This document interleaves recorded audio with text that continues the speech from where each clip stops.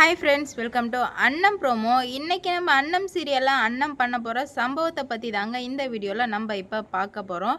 அன்னமும் ரொம்பவே பொறுமையா இருந்துட்டு தான் இருந்தாங்க. ஆனா இப்போ எப்போ சாமிதுரை எங்க இந்த ரம்யா மறு வீட்டுக்கு அழைச்சிட்டு போக வந்தாலும் அப்பவே இதுக்கு மேல உனக்கும் எனக்கும் எந்த சம்மந்தமே கிடையாது அப்படின்னு சொல்லிட்டு அண்ணன் பயங்கரமா சண்டை போட்டு நீ உயிரோட இருக்கவே கூடாது அப்படின்ற மாதிரி சண்டை போட்டுட்டு இருக்காங்க.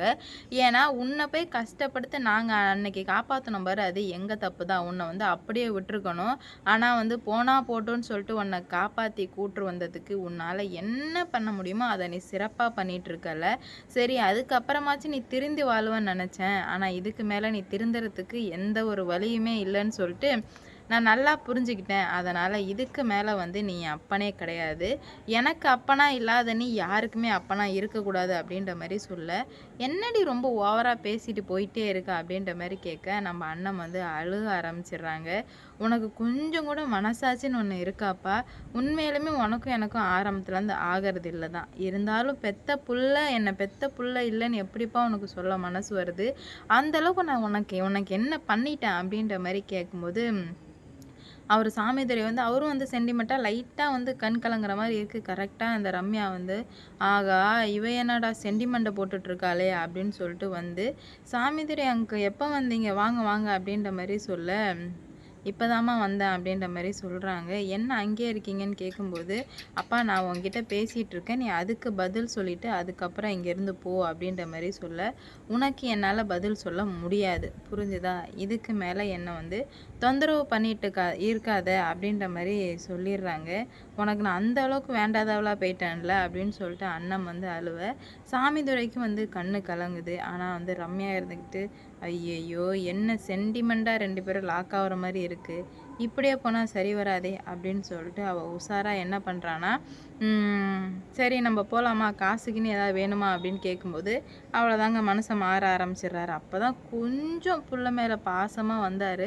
ஆனால் அது பொறுக்காமல் இந்த ரம்யா இப்படி பண்ணதுனால உடனே வாங்க வாங்க போகலாம் அப்படின்னு சொல்லவுமே, சி இவ்வளோ நேரம் நல்லா தானே பேசினேன், அவள் உனக்கு காசு கொடுக்கவுமே உனக்கு இதாகிடுச்சுல, உனக்கு குடிக்கணும் காசு அவ்வளோதானே அப்படின்ற மாதிரி கேட்க, ஆமாம் என்னடி ஓவராக பேசிகிட்டே இருக்கேன்னு கேட்க, நான் கூட சரி மிரட்டி பார்த்தேன், திட்டி பார்த்தேன், ஏன் இப்போ சென்டிமெண்ட்டாக கூட சொல்லி பார்த்தேன் நீ திருந்துவன்னு. ஆனால் நீ இதுக்கு மேலே நீ திருந்துவன்ற நம்பிக்கையே எனக்கு போயிடுச்சு.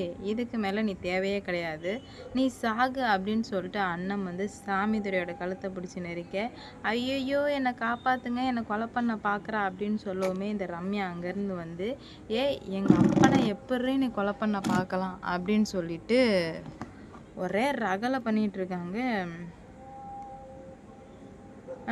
ரம்யா இங்கே பாரு, அது உங்கள் அப்பா இல்லை, எங்கள் அப்பா. தேவையே இல்லாமல் இன்னொரு வாட்டி நீ ஏதாவது பேசினனா அப்புறம் நடக்கிறதே வேறையாக இருக்கும் அப்படின்ற மாதிரி சொல்கிறாங்க. இதுக்கு மேலே ஒரு வாட்டி நான் பொறுத்துட்ருக்க மாட்டேன், அந்த அளவுக்கு நான் பிரச்சனையை பண்ணி விட்ருவேன் அப்படின்ற மாதிரி சொல்லும்போது அப்போ தான் நம்ம அண்ணன் சொல்கிறாங்க, இதுக்கு மேலே நீ இவளோட பேசக்கூடாது போகக்கூடாது அப்படின்ற மாதிரி சொல்லும்போது, நான் ஏன் பேசக்கூடாது போகக்கூடாது, நான் எப்படி இருக்கணுமோ நான் அப்படி இருந்துக்கிறேன், இதுக்கு மேலே முன்னே நான் சும்மாவே விடமாட்டேன்னு சொல்லிட்டு வீட்டை விட்டு வெளியே போடா அப்படின்னு சொல்ல, டா டா என்னை பார்த்து டான்ட்டிய அப்படின்ற மாதிரி கேட்குறாங்க.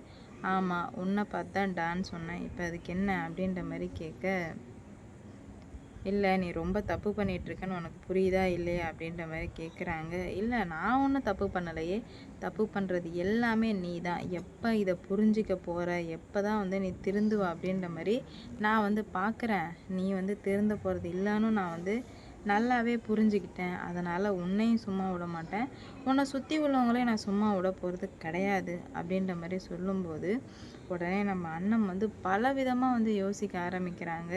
எங்கள் அப்பனை என்கிட்டருந்தே பறிச்சிட்டல்லடி பாவி அப்படின்ற மாதிரி கேட்க, உங்கள் அப்பா குடிச்சிட்டு காசுக்காக ஏன் பின்னாடி அலைஞ்சா அதுக்கு நான் ஒன்றும் பண்ண முடியாது அப்படின்ற மாதிரி அவள் சொல்கிறதுக்கு அண்ணன் சொல்கிறாங்க, சி ஒரு அப்பன் பொண்ணுன்ற ஒரு ஸ்தானத்தை இவ்வளோ கேவலமாக பேசுகிற, நீலாம் ஒரு நல்ல பொண்ணா அப்படின்ற மாதிரி கேட்க, நான் நல்ல பொண்ணுன்னு எப்போ சொன்னேன், நான் நல்ல பொண்ணே கிடையாதே அப்படின்ற மாதிரி சொல்ல, உனக்கு எப்படி இப்படி பேச மனசு வருது அப்படின்ற மாதிரி கேட்குறாங்க. அதெல்லாம் மனசு வரும், எனக்கு என்னை நிறைய துரோகத்தில் மாட்டி விட்டதுனால எனக்கு நல்லாவே வந்து மனசு வரும் அப்படின்ற மாதிரி சொல்கிறாங்க.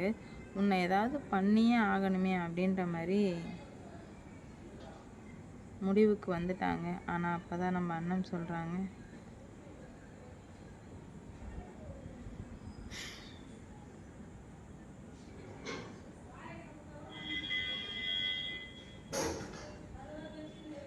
அதனால தான் அண்ணன் வந்து தெளிவான